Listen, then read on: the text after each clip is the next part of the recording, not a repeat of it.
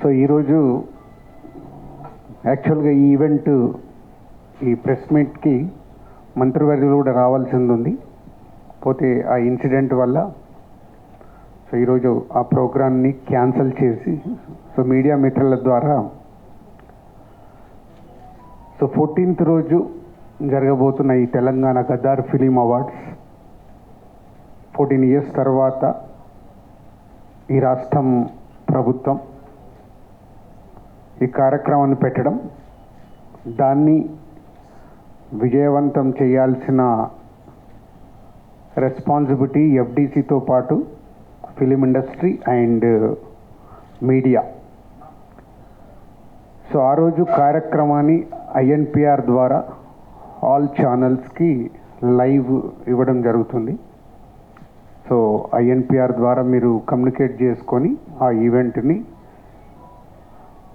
World వైడ్గా ఉండే తెలుగు ప్రేక్షకులు, అలాగే అదర్ లాంగ్వేజ్లు కూడా ఇప్పుడు పాన్ ఇండియా అయిన తర్వాత మన హీరోల సినిమాలు ప్రపంచవ్యాప్తంగా రిలీజ్ అవుతున్నాయి. కాబట్టి ఈ ఈవెంట్ అందరికీ రీచ్ అయ్యేలాగా మీ వంతుగా లైవ్ ప్రోగ్రామ్ని కండక్ట్ చేయాలని ఎఫ్డిసి ద్వారా కూర్చున్నాం. 6 o'clock ఈవెంట్ షార్ప్గా స్టార్ట్ అవుతుంది.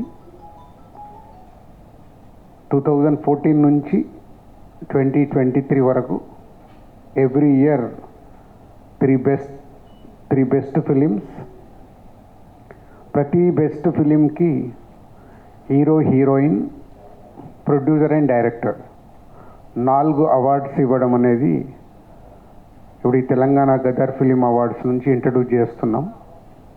సో అలాగే బెస్ట్ ఫిలింకి, సెకండ్ బెస్ట్ ఫిలింకి, థర్డ్ బెస్ట్ ఫిలింకి అందరికీ అవార్డ్స్ ఉన్నాయి, 4 అలా ఎవ్రీ ఇయర్ 3 ఫిలిమ్స్ టు 2023 వరకు ఎవ్రీ ఇయర్ ఉండే 3 ఫిలిమ్స్కి 4 అవార్డ్స్ ఇవ్వడం జరుగుతుంది. సో ఇది చాలామందికి కమ్యూనికేట్ కాలేదని అన్నారు. ఇది కూడా మీడియా మిత్రులు ఇది అందరికీ రీచ్ అయ్యేలాగా చేయాలని కోరుకుంటున్నాను. అలాగే 2024లో ఏవైతే అవార్డ్స్ అనౌన్స్ ఉన్నాయో అవన్నీ అందరికీ ఇన్విటేషన్స్ కూడా ఈరోజు రీచ్ అయ్యాయి. సో తెలుగు చలనచిత్రలో ఉండే అందరికీ ఎఫ్డిసి చైర్మన్గా నా విన్నపం, అందరూ పార్టిసిపేషన్ చేసి 14 సంవత్సరాల తర్వాత జరుగుతున్న ఈవెంట్ని సక్సెస్ చేయాల్సిందిగా అందరినీ కోరుకుంటున్నాను. Thank you.